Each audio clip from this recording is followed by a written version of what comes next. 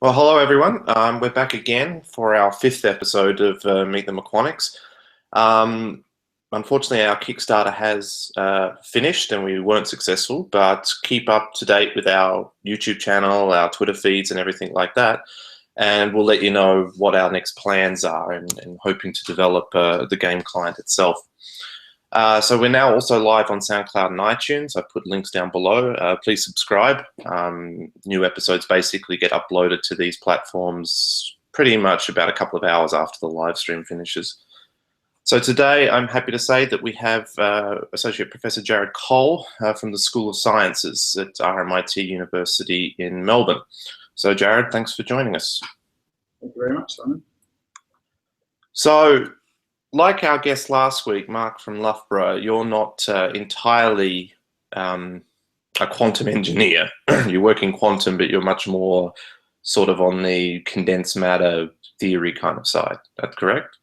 Yes, yeah. So depending on who I'm talking to, I either do the theory of condensed matter physics or quantum optics, or I do a lot of what I term quantum electronics these days. So this is just in the way that quantum computing is the quantum extension of a classical computer, there's also lots of new devices and interesting things going on with the quantum extensions of ordinary electronics.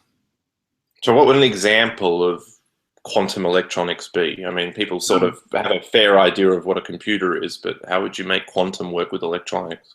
Yeah, so one of the really nice examples, because it's actually used quite often these days, is a thing called a SQUID, which is a superconducting quantum interference device.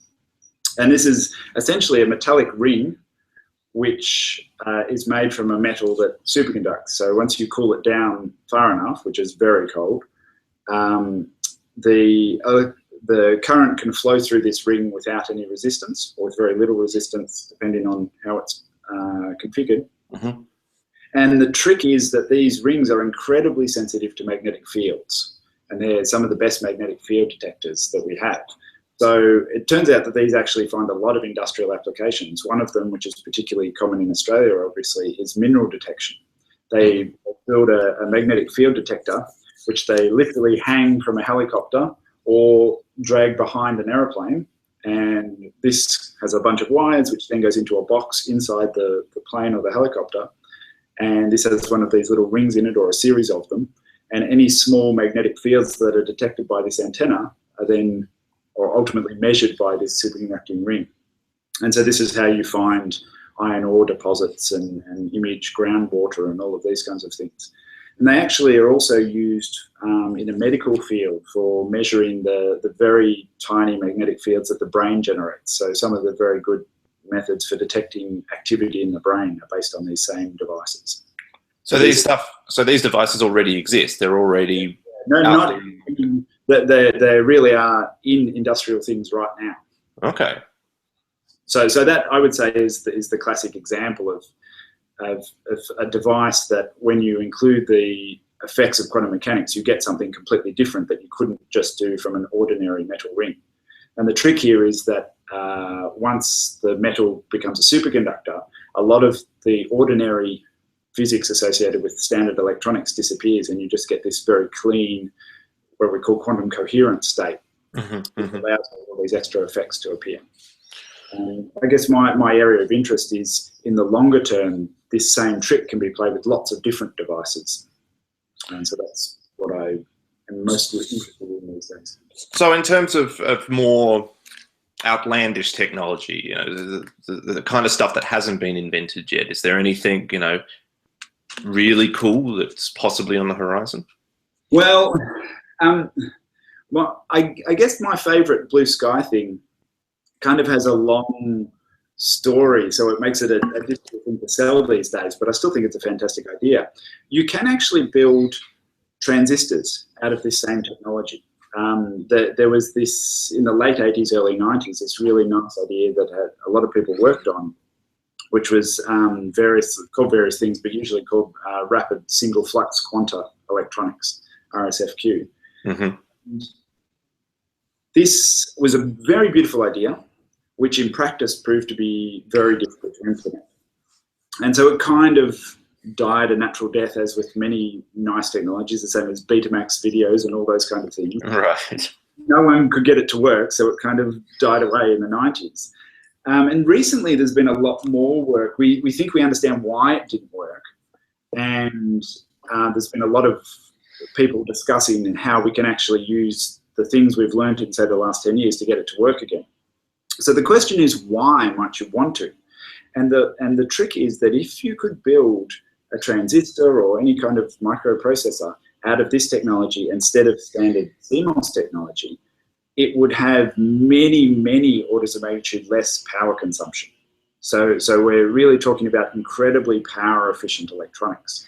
This is because the superconducting system has no resistance and therefore no heat dissipation. It's partially that, and it's partially the way it works. It's actually a beautiful idea, which is that if you imagine a pendulum swinging back and forth, and it's kind of swinging back and forth amongst its equilibrium position.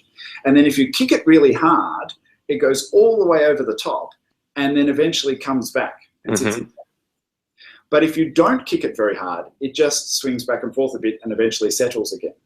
And this turns out to be an excellent analogy because the analogy is actually mathematically precise for these devices. And so what happens is a pulse comes down, which is your 0 or 1, and kicks this thing over. And the trick is that as it has to go over a full rotation around the circle to get back to where it was.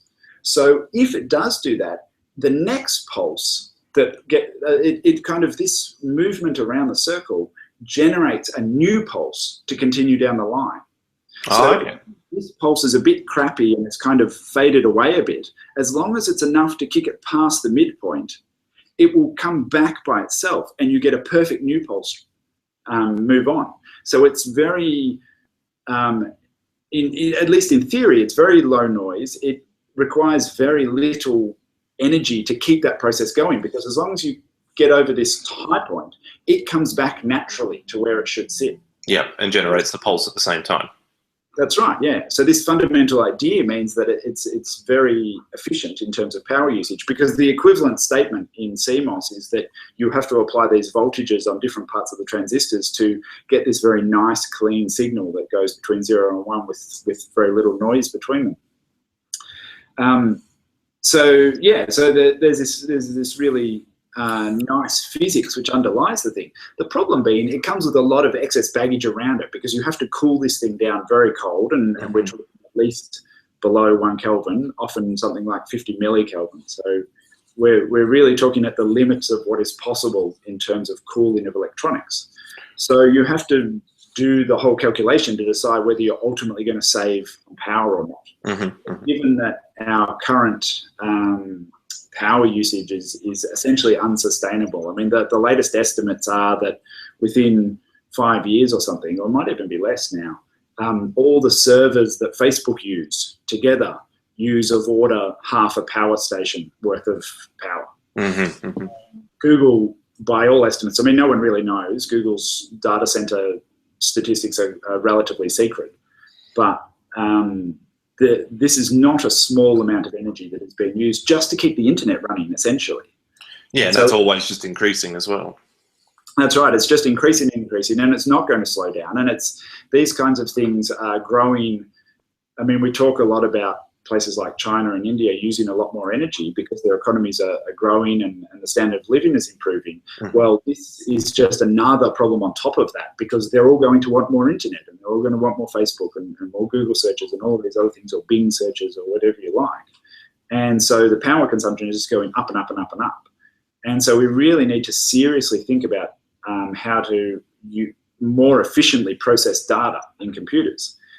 And that's fine. Normally one would do that just by improving the design a little bit here and there. But the promise behind these kinds of alternative technologies is if you can suddenly use 1/1,000,000th as much power to do the same job, then it becomes worthwhile rebuilding the architecture from the ground up.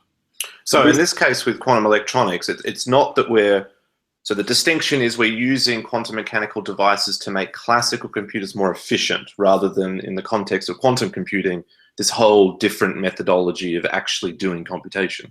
Yeah, that's right. And these things get somewhat mixed, because efficiency here is literal energy efficiency. How much energy in, how much calculation out, as opposed to mathematical efficiency, which is usually the discussion had around quantum computing. Can you solve it or can't you solve it with the next number of steps? But here we're really talking about essentially boring engineering of just how do we use less power. But here again, quantum mechanics allows us to do things that you just can't do in the classical world. So the pie in the sky thing, as you mentioned, was this sort of quantum transistor. What stopped? You said that this sort of RFSQ technology fell over. So what needs to be done, or is people sort of reviving this to go in this direction? Or there have still been people working on it. People tick away in the background, as always with kind of pure research. Just because industry stopped paying attention doesn't mean people researching the field stop. And there's certainly been some very nice ideas recently about how to rethink the whole thing and design things so that they'll be a bit more robust to the way we fabricate devices. What makes me very excited more than anything else is that it's also the underlying technology is improving. We're learning so much because the underlying technology is exactly the same technology in a growth scale as is used, for instance, in superconducting qubits by the Google team and many of the other top quantum computing groups around the world. And so that technology has moved a very long way in the last 15 years, or a bit more than that, actually. So the first superconducting qubit demonstrations were in '98. And you would not recognize the circuits that are fabricated today compared to those early 1998 devices. And that understanding of how to fabricate superconducting circuits then feeds back into how to do these kind of more mundane industrial type quantum circuits. And this is what excites me, I think, is that we're learning a lot in trying to build a quantum computer, but this will have ramifications far beyond that. Okay. So you have worked, I know, a number of years ago on what's called standards. Is this still a major part of your research focus? Yeah, so this in some sense kind of feeds into the same story, and I'm also quite excited about standards still. So the principle here is, what is a kilogram, or what is a meter, or what is a second? How do we define these units? And a while ago, that the meter and the second in the mid 20th century were redefined in a series of stages to make them defined in terms of physical principles rather than artifacts. And so the key point here is that if we were to contact an alien race, and this alien race is many light years away, so we can send messages to them and they can send messages back, but we can't send a spacecraft there. It's too far away. A very simple question is, how do we tell them how long is a second? It's actually quite a difficult problem. And you could say, oh, well, we flash a light once a second.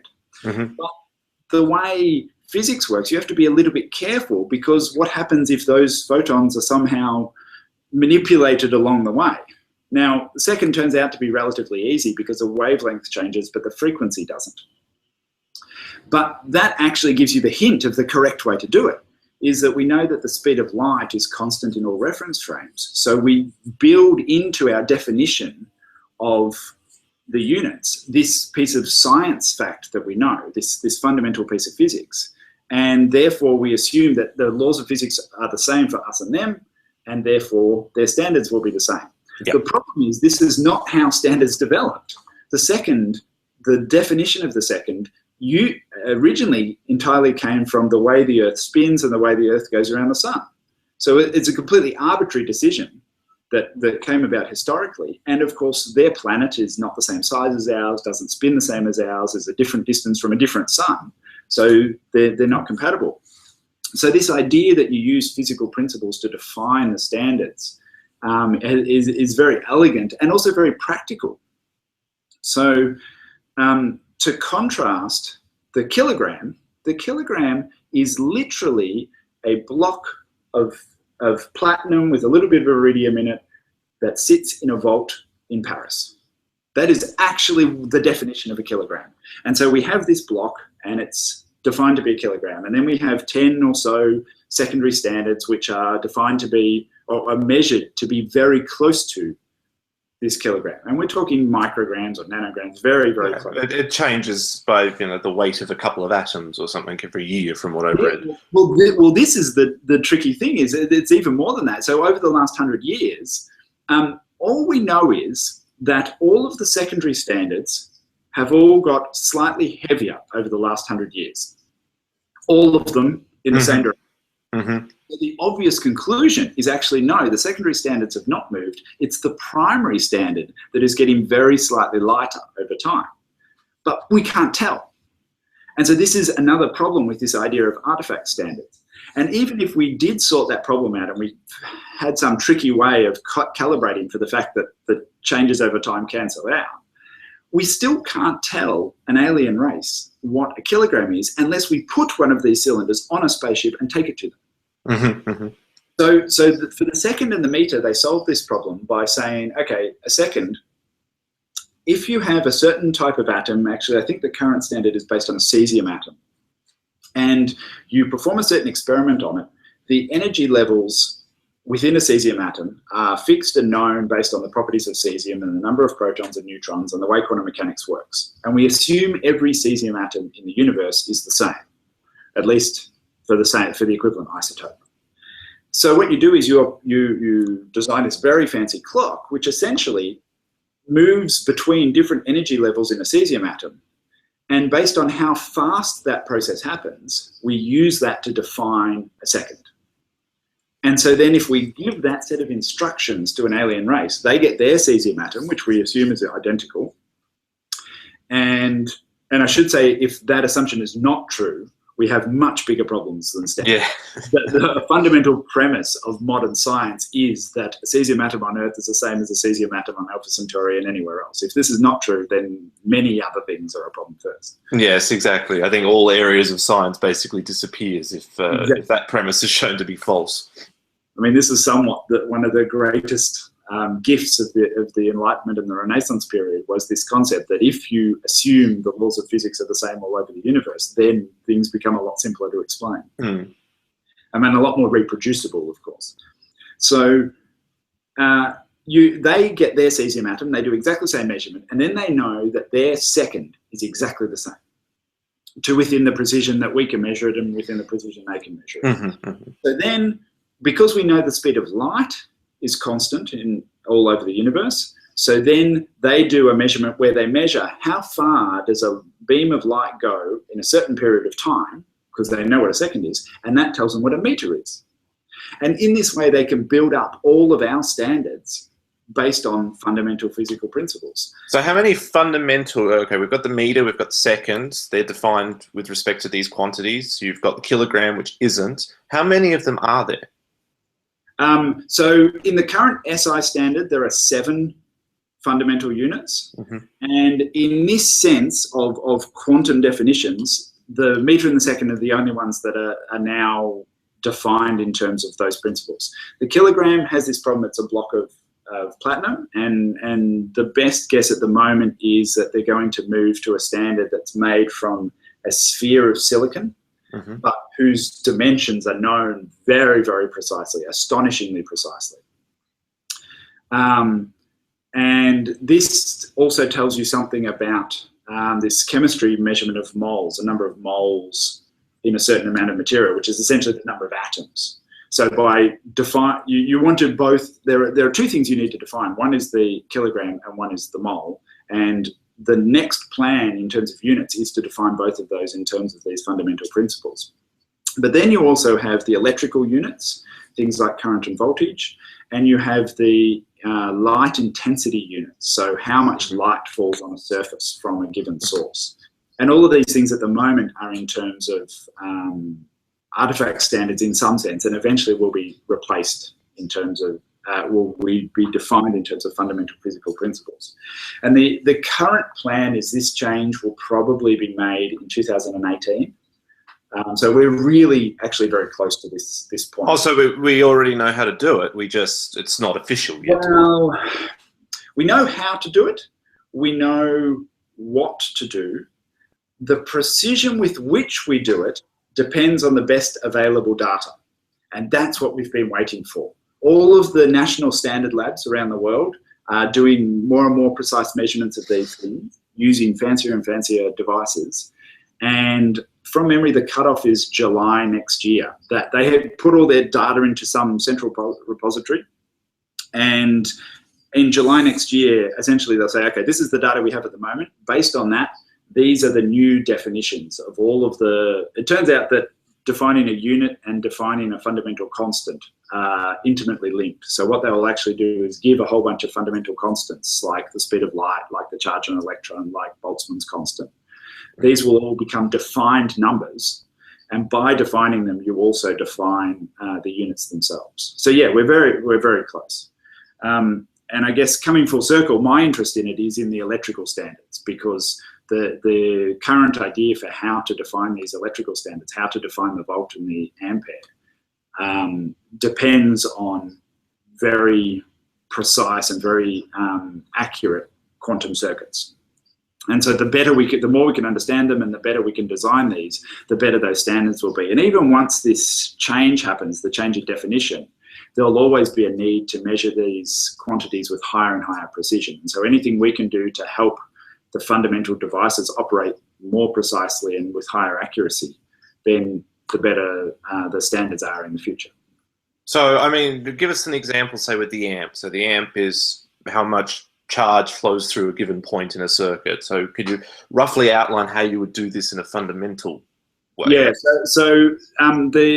this is absolutely my favorite one, because this is where I think there's a big open gap that we can fill, hopefully in not too distant future. So if you want to define a completely systematic method, you want to be able to do so in a way that eliminates systematic uncertainties. So the ideal standard is one where the standards laboratory in Paris have a device where they measure these things and say that's 1 ampere, and then the German PTB, which is the German standards lab, does the same experiment, and NIST in America does the same experiment, and the British do the same experiment, the Australians do, the Japanese do, they all do, the Chinese do, they all do the same experiment with identically constructed devices. They don't have to be identical devices, but they're constructed the same way.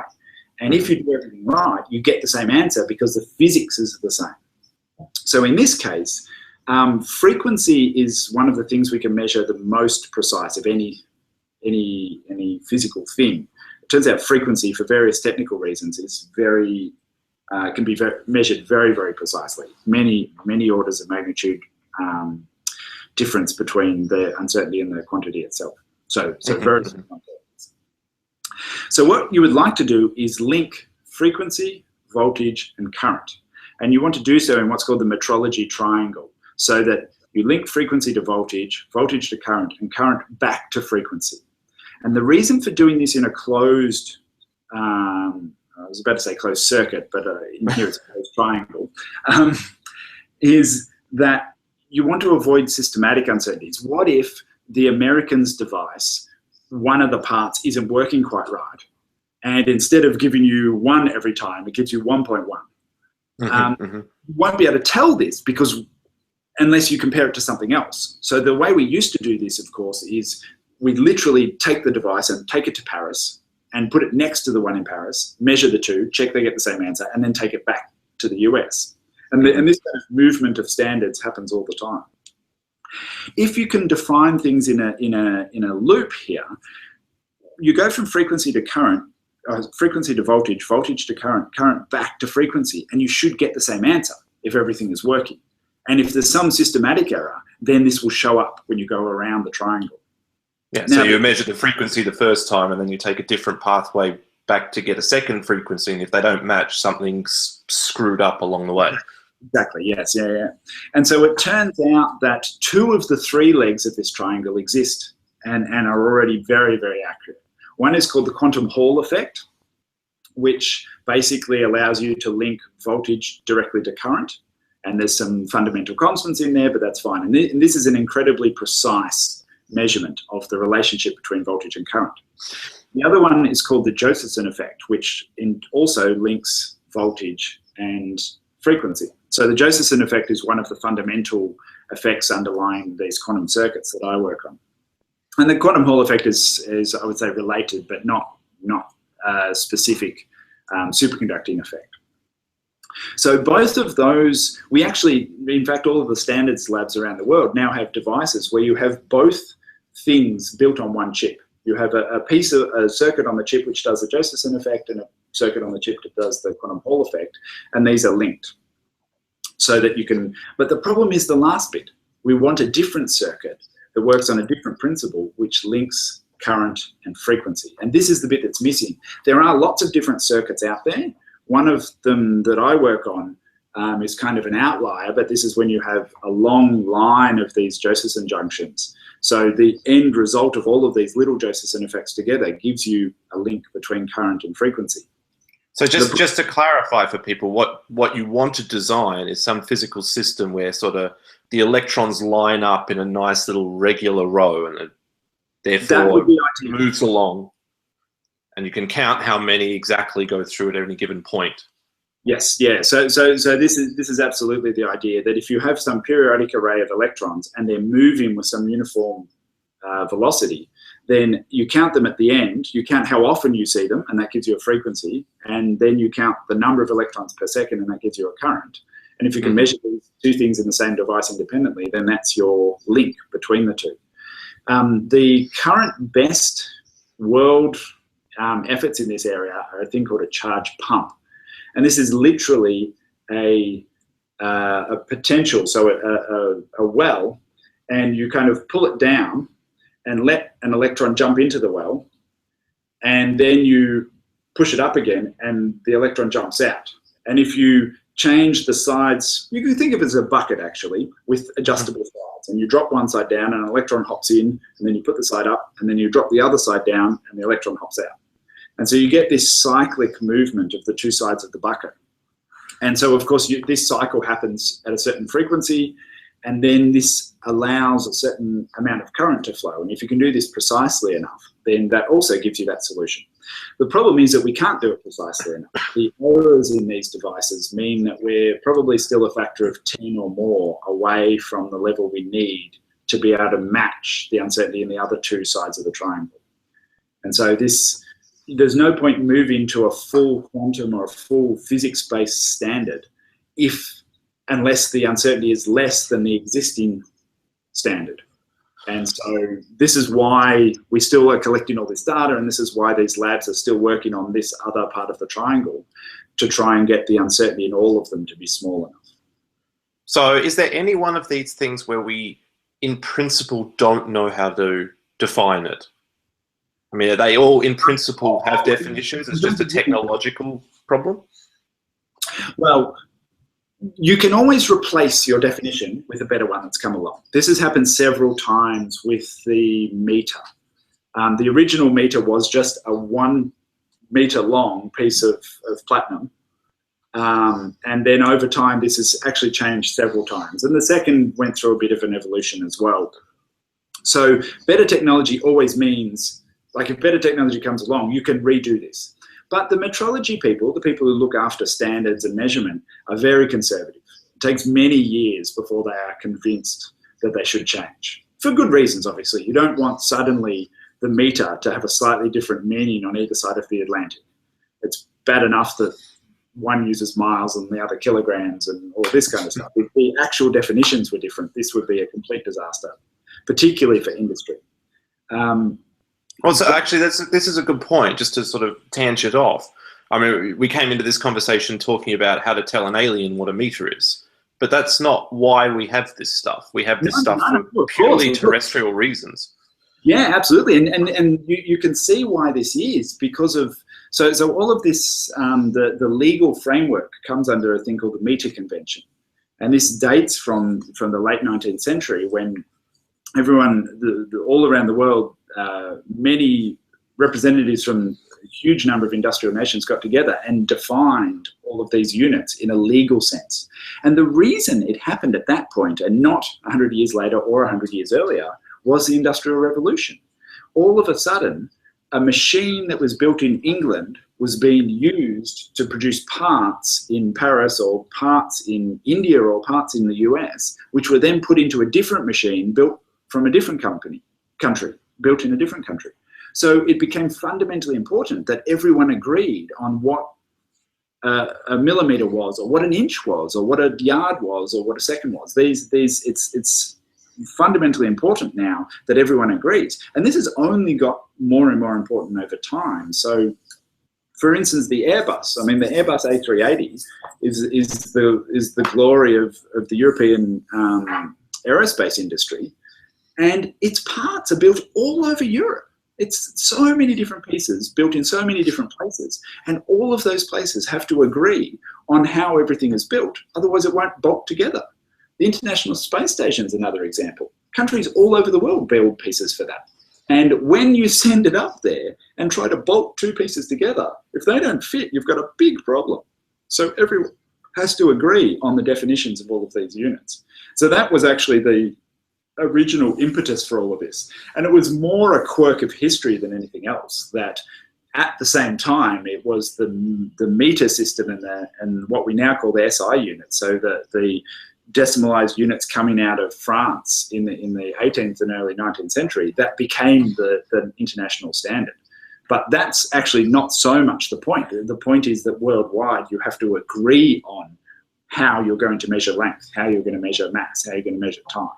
This is more important. So we went off on a bit of a tangent there, but the original question was, is there, in principle, any of these units that we can't define in terms of... No, the point, people have been thinking about this for quite a long time. And so there are now agreed upon ways to define all of the base units and the vast majority of the derived units. And then the question is, how's the best way to measure and there are two uses of defined here, and I realise why I'm causing the trouble. Defined in a legal sense and defined in a practical sense. So we're fairly clear on what the definitions in a legal sense of all these units are. The question is, which widget do we build to measure that thing, to make 1 ampere or to make 1 volt or to make 1 second? And which widget is always open for debate. And if someone can show a new widget is much better than the old widget, then we can change to that relatively easily. So that's certainly not the issue. There is some development, though, in units. And this is that over time, new technology means there are new things to be measured. So, for instance, when the original meter convention was signed, there was no such thing as radioactivity, because the discovery of radioactivity and the development of that field and all of it that went with it, everything from nuclear weapons to medical isotopes and all of these other aspects of it, all came well after that. So at some point they had to add the units to measure radioactivity. Something is happening that's similar at the moment. There's a lot of effort going on in how do you measure, how do you define different chemicals and different nanomaterials and all of these kinds of technological developments that have happened in the last 30, 40, 50 years. Again, all over the world, you have to agree on what it is that you're actually exchanging or what it is you're actually manufacturing. So there's always the possibility of new units. In the gravity waves come to mind. We've only just detected them, so there's no units. Yeah. So that's an interesting question. I have absolutely no idea whether there's some new... My guess is this has already been thought about because somehow it just connects to space, time, and mass. But maybe as the technology develops, there'll be some new unit is required because our existing units are just too difficult to use. This certainly happens more often than not. But yeah. So, I mean, we're coming up on 35 minutes now. So usually just to end things off, I tend to ask people where they see, well, in your case, it's more like quantum electronics rather than quantum technologies, or I suppose quantum electronics are quantum technologies, but not in the sense that we've been talking about before. Yeah. Where do you see it going? Certainly from my point of view, we see much more industrial investment. You've already mentioned that some of these active devices already exist and being used in the commercial sector. I mean, where do you see this moving from academia into the rest of the real world? Yeah, so it seems to be, I don't know, I think the squids are a good example of something that moved into industry quite quickly. Yet much of the other surrounding technology around it that exists in universities and exists in labs has not moved into industry. And my concern, but also my optimism is that one always has to remember that industry is entirely driven by applications. Will someone buy something? And that's all, at the end of the day, industry is driven by what will people buy. Now, this can be a very general concept of what will buy. I mean, the classic argument about in the 1950s, will there be 3 computers worldwide or 5 computers worldwide? And now, of course, we find this quite hilarious that there would be so few. I mean, it's very hard to predict how many things of whatever you build will be bought. But at the same time, it's quite clear that some of them can be bought by someone. And so I think the difference here is that quantum mechanics and theoretical physics in general was a very abstract branch of physics for a long time. It explained an enormous amount about how the world worked, which is good. And obviously that's what physicists are good at, is explaining, providing mathematical rules which allow us to predict the way that the world works. This is our job in a sense. But what has fundamentally changed since about the early 90s is that we're using those rules to do things that weren't thought possible, or to do things faster or more efficiently. And so this is where suddenly it comes back to being much more engineering and industrial focused. So my personal belief is that what actually will happen before anything else is that there will be quantum engineering departments in universities, that this whole thing will be much smoother. Probably in the end, physics will have a bit of a separation in that some people will retreat back to very fundamental science, and more of them, and I'm certainly one of them, and I suspect you are as well, will move towards this using the laws of physics as tools to achieve new things. And build new widgets. And this, I think, is very exciting. And I think more industry investment in that is the natural evolution. I mean, there were lots of devices that started out, blue LEDs or giant magneto resistance read heads in hard drives, all of these things. They naturally start as physics discoveries or physics inventions. Then they get studied a bit more by engineers that do a lot of physics, and they kind of get optimized, and then at some point they cross over out of university into companies. And the point at which they do that is that companies need to be convinced that they will make money from it. Yes. Sometimes this convincing is very easy. Giant magneto resistance is one of the fastest things that went from a scientific discovery to a product in history. I mean, this was, they discovered it, they got the Nobel Prize, and it was in hard drives, and all of a sudden the hard drive sizes went like this. There was just a step almost overnight. Hard drive sizes increased, and it was just because this discovery, the hard drive manufacturers saw straight away how that it could improve their products. Part of the problem with quantum technology is it's taken a while for the companies to understand, because the rules are so different. It's taken a while for them to understand how it can go into their products, how it can improve their products, or how it can be brand new products. And I think we're on this tipping point now. I think we're getting to the point where you've got big companies like Google who've got a lot of spare cash to spend on research and development in case it turns into a really good product later. And then some of those will work. I mean, this is how research and development always works. You fund a lot of different things because when they do work, they make you a lot of money.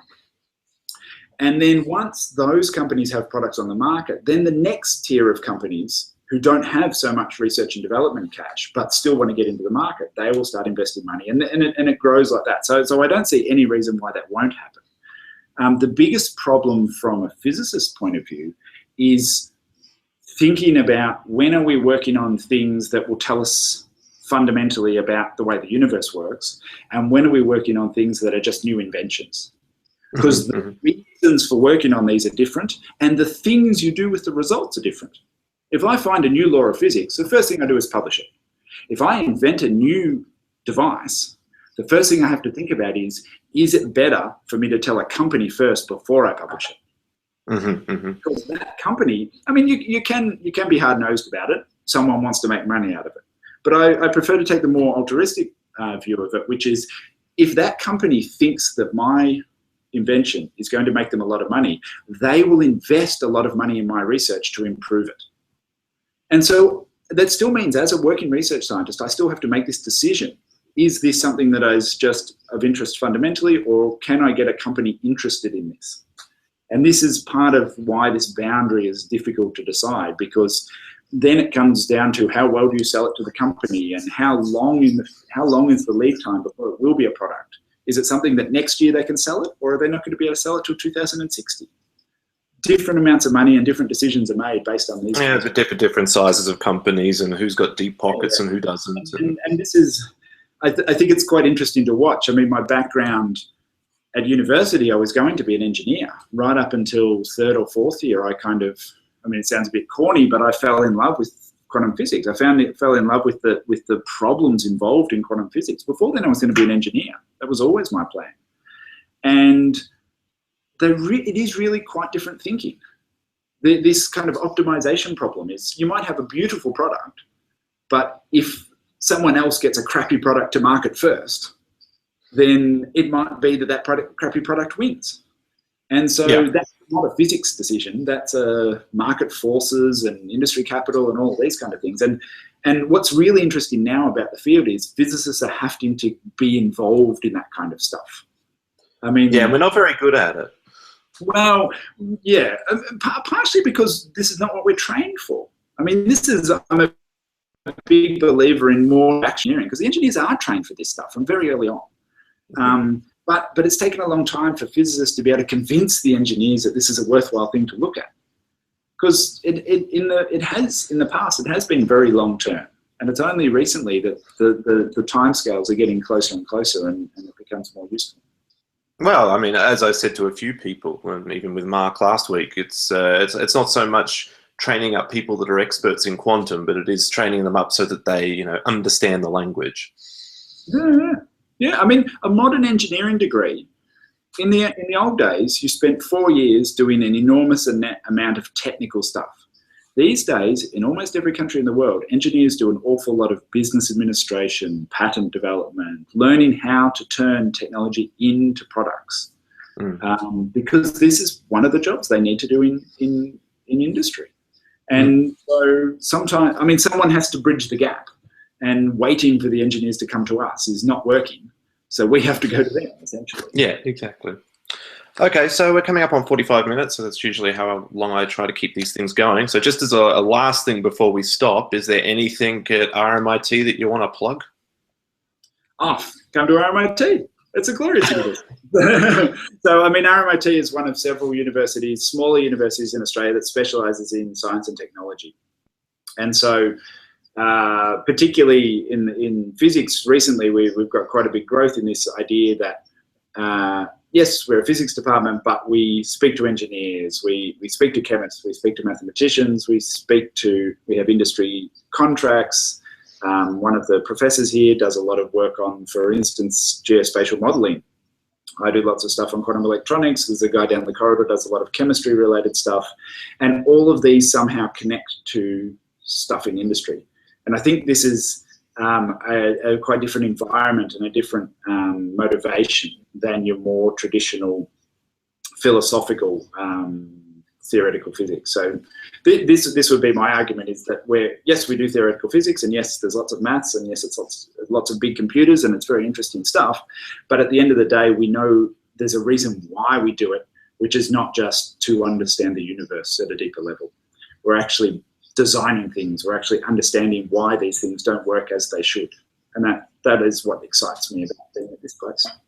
Oh, wonderful. Well, I'll put a link down to your group's website under the video, and with every other distribution of this thing that we have. So, no yes, problem. If you want to go spend some time in Australia, I can recommend RMIT. Certainly, being from Melbourne, definitely a good place to be. Yeah. But anyway, thank you, Jared, again for joining us on this 5th episode. And as I've said, hopefully we'll keep these things going if I can find one new guest a week. As I said in the beginning, this podcast was originally set up in order to support the meQuanics game on Kickstarter. And we'll keep going with that, and we'll figure out different funding arrangements later on. But keep tuning in to this once a week, and if there are any updates, I'll let you know. So, Jared, thanks again. Thank you very much, Simon. Cheers.